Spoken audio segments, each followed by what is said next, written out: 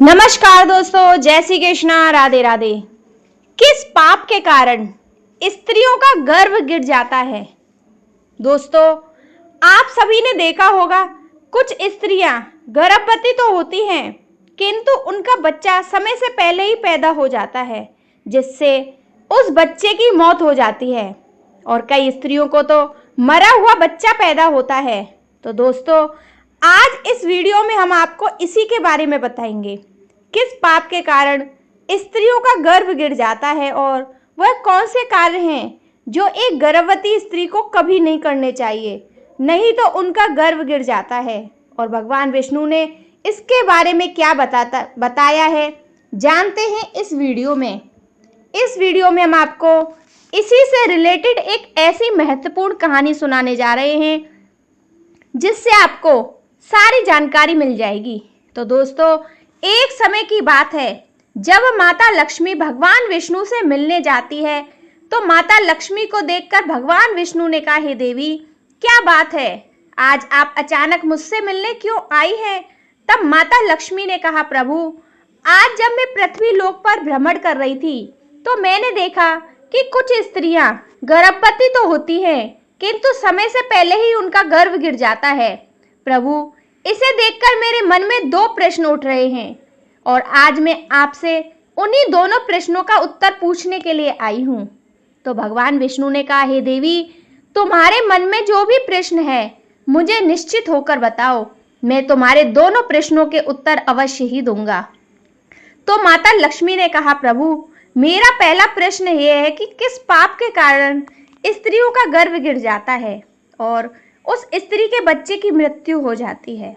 और मेरा दूसरा प्रश्न यह है, कौन सी स्त्री के भाग्य में पुत्र की प्राप्ति नहीं होती और वह पूरा जीवन निसंतान रहती है। तो भगवान विष्णु मुस्कुराए और बोले, हे देवी, आज आपने इन प्रश्नों का उत्तर पूछकर संपूर्ण मानव जाति का कल्याण कर दिया, किंतु इन प्रश्नों का उत्तर मैं आपको एक कथा के माध्यम से दूंगा और इस कथा को सभी स्त्रियों तथा सभी पुरुषों को अवश्य ही सुनना चाहिए, क्योंकि इस कथा को सुनकर आपको पता चल जाएगा कि किस श्राप के कारण स्त्रियों का गर्भ गिर जाता है तथा वह कौन सी स्त्री है जिसके भाग्य में पुत्र की प्राप्ति नहीं होती और पुत्र की प्राप्ति के लिए उसे क्या करना चाहिए।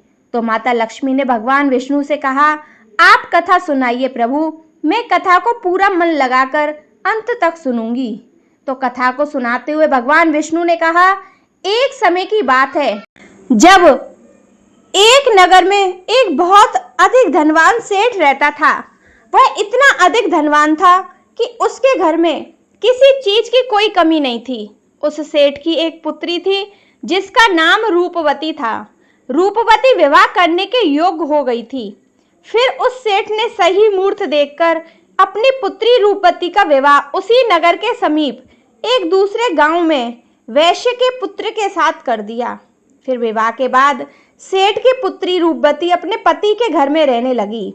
वह अपने पति के घर में हंसी खुशी रहने लगी और अपने पति से बहुत अधिक प्रेम करने लगी। रूपवती की सास का नाम सुनंदा था। सुनंदा बहुत ही दुष्ट स्वभाव की थी।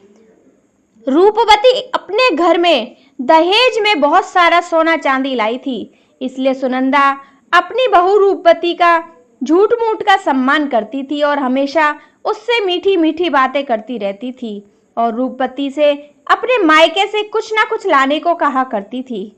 रूपवती अपनी सास की बात मानकर अपने पिता से कहकर वह सोना चांदी, घोड़े, गाय बैल, अनाज आदि चीजें मंगवाया करती थी और उसके पिता भी मना नहीं करते थे, सभी सामान दे देते थे, जिसके कारण रूपवती की सास उससे बहुत खुश रहती थी।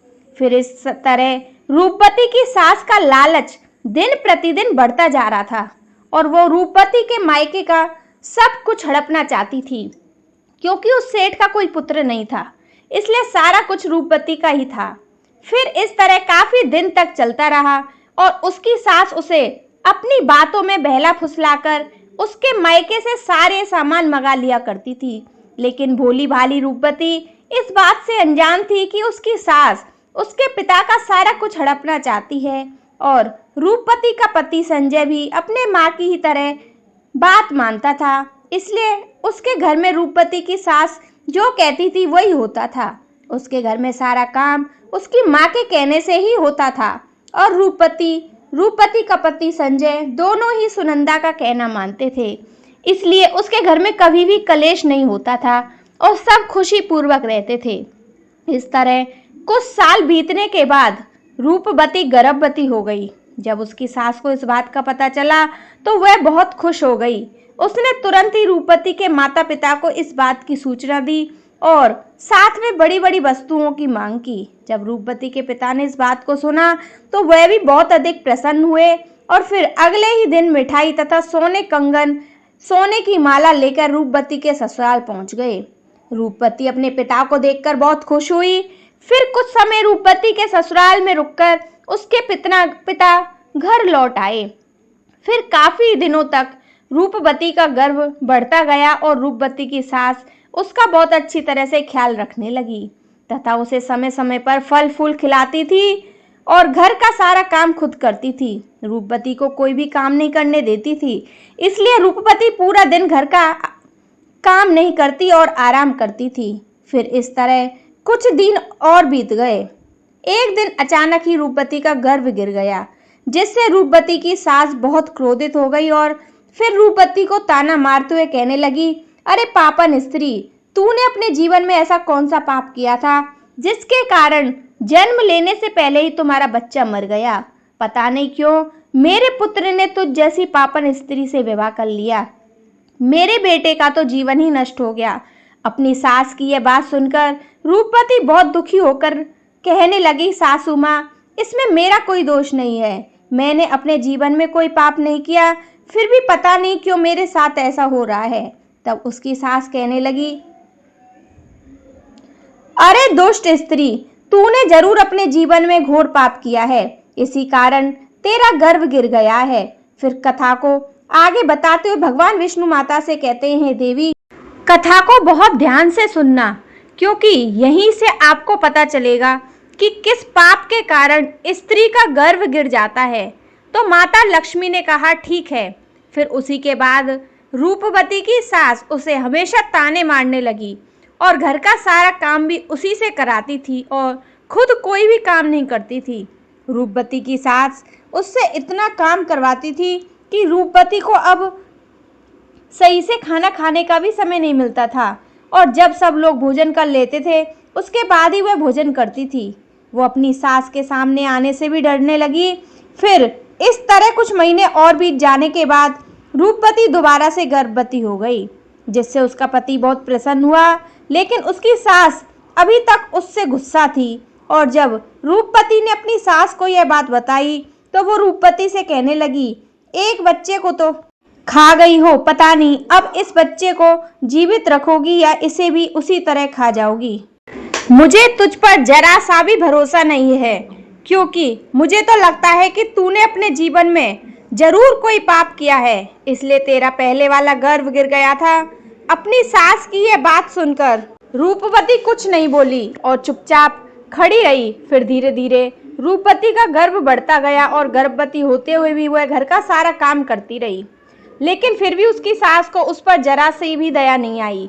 फिर इस तरह करते करते जब रूपवती के गर्भ को 9 महीने पूरे हो गए, अब बच्चे के जन्म होने का समय बिल्कुल नजदीक आ गया था।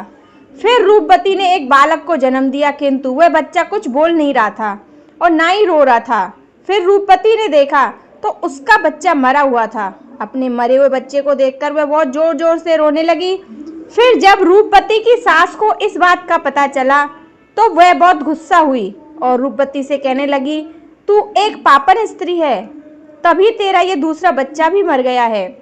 मुझे तो पहले ही शक था कि तूने अपने जीवन में जरूर कोई घोर पाप किया है, इसलिए तेरे साथ ऐसा होता है और इसलिए तेरा ये पुत्र भी मर गया। अगर तू मेरे घर में ज़्यादा दिनों तक रहेगी तो मेरे भी घर का नाश कर देगी, इसलिए अब तुझे इस घर में रहने की कोई ज़रूरत नहीं है। तो रूपवती कहने लगी, सासू माँ, अब मैं कहाँ जाऊँ? मेरे लिए तो मेरे पति ही सब कुछ हैं। मैं उन्हें छोड़कर कहीं नहीं जा सकती हूँ। मैं अपने पति से बहुत प्रेम करती हूँ, इसलिए आप मुझे इस घर से मत निकालना। मैं घर का सारा काम करूँगी और इसी घर में किसी कोने में पड़ी रहूँगी। आपको जो भी काम कहोगी मैं सब कुछ करूंगी, बस आप मुझे घर से मत निकालना, क्योंकि मैं अपने पति के बिना एक पल भी नहीं रह सकती। उसकी सास बोली, अरे पापन स्त्री, अगर तू अपने पति के बिना नहीं रह सकती तो कहीं पर जाकर मर जा, लेकिन अब तुझे मैं इस घर में एक क्षण के लिए भी नहीं रहने दूंगी। इतना कहकर रूपवती की सास रूपवती को धक्के मारकर घर से बाहर कर देती है। फिर रूपवती घर के बाहर बैठी रहती है, लेकिन उसकी सास ने घर का दरवाजा नहीं खोला। फिर वह घर के बाहर बैठकर अपने मन में सोचने लगी, अब मुझे यहाँ से अपने मायके ही जाना पड़ेगा। फिर इतना सोचकर वह अपने मायके चल देती है। तभी रास्ते में एक जंगल पड़ता है, तो वह जंगल में रास्ते में अपने मायके जा रही थी। तभी बारिश होने लगती है। वह एक पेड़ के नीचे बैठ जाती है। तभी वहां से एक साधु महाराज जा रहे थे। उन्होंने रूपवती को पेड़ के नीचे बैठा देखकर उससे पूछा, हे पुत्री, तुम कौन हो? यहाँ इस जंगल में अकेली क्या कर रही हो? रूपवती ने साधु महाराज से कहा, हे साधु महाराज, मैं एक बहुत धनवान सेठ की पुत्री हूँ। मेरा विवाह एक वैश्य से हुआ और मुझे अभी तक पुत्र की प्राप्ति नहीं हुई। मैं एक बार गर्भवती हुई, मेरा गर्भ गिर गया था और जब मैं दोबारा गर्भवती हुई तो मेरा बच्चा पैदा होते ही मर गया था। इसलिए मेरी सास ने मुझे घर से निकाल दिया है। इसलिए मैं अब इस जंगल में इधर उधर भटक रही हूँ।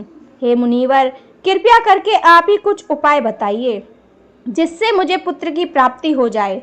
साधु महाराज ने कहा, तुम चिंता मत करो, मैं पुत्र प्राप्ति का उपाय बताता हूँ, जिसे यदि तुमने पूरी निष्ठा से किया तो तुम्हें पुत्र की प्राप्ति अवश्य होगी। इसलिए मैं तुम्हें कुछ नियम बताता हूँ, इसे ध्यान से सुनो।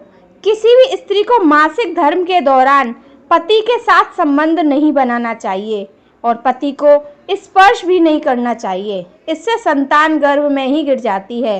गर्भ धारण की हुई स्त्री को भगवान की पूजा अर्चना करते रहना चाहिए तथा उसके मुख पर सदैव ही प्रसन्नता होनी चाहिए।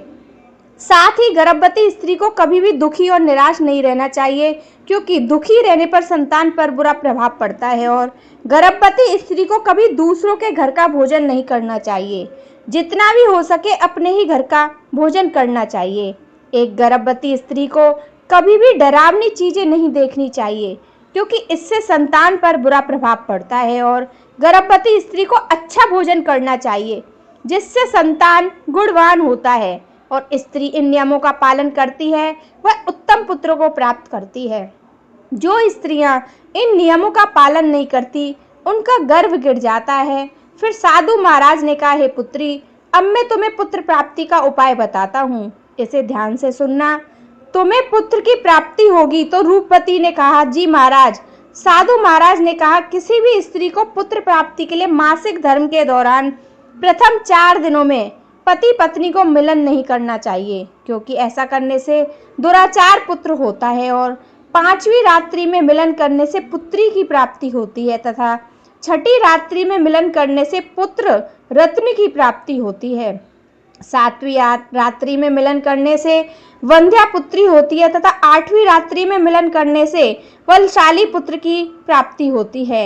9वीं रात्रि में मिलन करने से सुंदर कन्या की प्राप्ति होती है तथा 10वीं रात्रि में मिलन करने से विद्वान और अति श्रेष्ठ पुत्र की प्राप्ति होती है।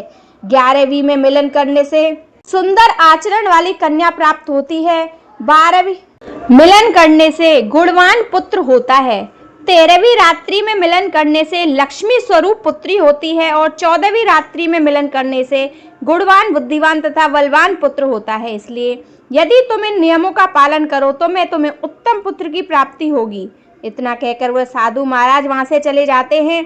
फिर रूपवती अपने मन में सोचने लगती है, यदि मैंने साधु महाराज के बताए गए उपाय के अनुसार कार्य किया तो मुझे भी पुत्र की प्राप्ति हो जाएगी। मेरी सास मुझसे घर का काम भी नहीं करवाएगी और घर में सभी लोग मेरा बहुत अधिक सम्मान भी करेंगे।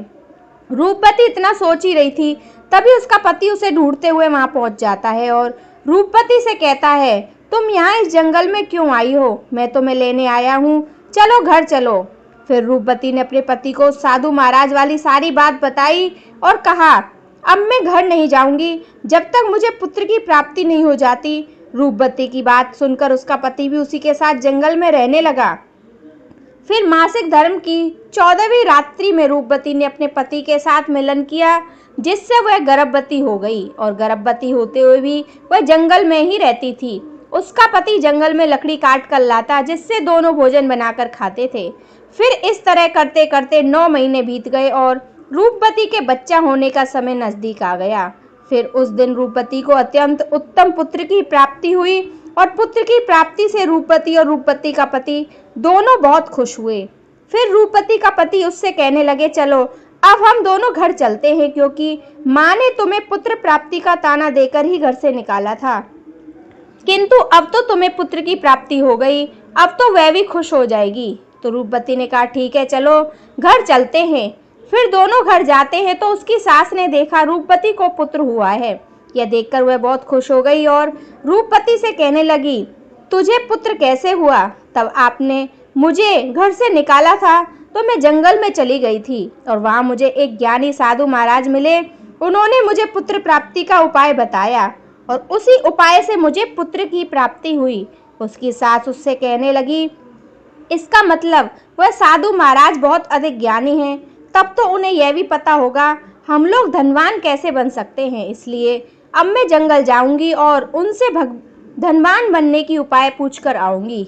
रूपवती ने कहा, नहीं माँ, आप वहाँ मत जाइए, क्या पता वह साधु महाराज अब वहाँ पर मिले या ना मिले। उसकी सास ने कहा, नहीं, मैं तो जाऊंगी, उनसे धनवान बनने का उपाय पूछ कर आऊंगी। इतना कहकर उसकी सास उसी जंगल में पहुँच जाती है। तभी उसे एक शेर दिखाई देता है। वह शेर को देखकर डर जाती है। तभी शेर उसे खाने के लिए आगे बढ़ता है। जैसे ही शेर उसे खाने के लिए आगे बढ़ा, रूपवती की सास ने उससे कहा, हे सिंहराज, तुम मुझे क्यों खाना चाहते हो? तुम्हें मुझे खाकर क्या मिलेगा? शेर बोला, पापन स्त्री, तू बहुत दुष्ट स्वभाव की है, इसलिए मैं तुझे खाऊंगा। इतना कहकर शेर उसे खा जाता है। फिर उसकी मौत हो जाती है और यम के 2 दूत आते हैं, उसे यमलोक ले जाकर यमराज जी के सामने खड़ा कर देते हैं। तभी चित्रगुप्त ने उस स्त्री के जीवन का लेखा जोखा देखा और उसके जीवन का लेखा जोखा देखकर कहने लगे, हे धर्मराज, इस स्त्री ने तो अपने जीवन में घोर पाप किए हैं। यह स्त्री अपनी बहू रानी पर बहुत अत्याचार करती थी। उसके गर्भवती होते हुए भी घर का सारा काम उसी से कराती थी और जब उसकी बहू के पुत्र की मृत्यु हो गई तो इसे धक्के मारकर इसने उसे घर से बाहर निकाल दिया। चित्रगुप्त की यह बातें सुनकर यमराज को उस स्त्री पर बहुत क्रोध आया और उन्होंने दूतों से कहा, इसे नरक लोक में डाल दो। 2 मित्रों फिर कथा को आगे बढ़ाते हुए भगवान विष्णु माता से कहते हैं, देवी, इस प्रकार उसकी सास को उसके किए की सजा मिल गई और रूपवती ने गर्भ धारण के नियमों का पालन किया, जिससे उसे उत्तम संतान की प्राप्ति हुई। इसी तरह कोई भी स्त्री यदि उस साधु द्वारा बताई गई बातों के अनुसार कार्य करेगी तो उसे भी पुत्र की प्राप्ति अवश्य होगी। तो माता लक्ष्मी ने कहा, प्रभु, वह कौन सी स्त्रियां हैं जिनके भाग्य में पुत्र की प्राप्ति नहीं होती और वह अपने जीवन में ऐसा कौन सा पाप करती है जिसके कारण उन्हें पुत्र की प्राप्ति नहीं होती, और पुत्र प्राप्ति के लिए उन स्त्रियों को क्या करना चाहिए? तो भगवान विष्णु ने कहा, यह वह स्त्रियां हैं जो अपने पति से हमेशा लड़ाई झगड़ा करती रहती हैं और घर में सारा काम अपनी ही मनमानी से करती हैं, अपने पति का आदर सम्मान नहीं करती। ऐसी स्त्रियों के भाग्य में कभी भी पुत्र की प्राप्ति नहीं होती। ऐसी स्त्रियों को अपने पुत्र की प्राप्ति के लिए अपने पति का आदर सम्मान करना चाहिए तथा उनका कहना मानना चाहिए। जो भी स्त्री पुत्र की प्राप्ति चाहती है वह अपने पति को सम्मान दे। तो दोस्तों, आपको हमारी ये कहानी कैसी लगी? जय श्री कृष्णा, राधे राधे।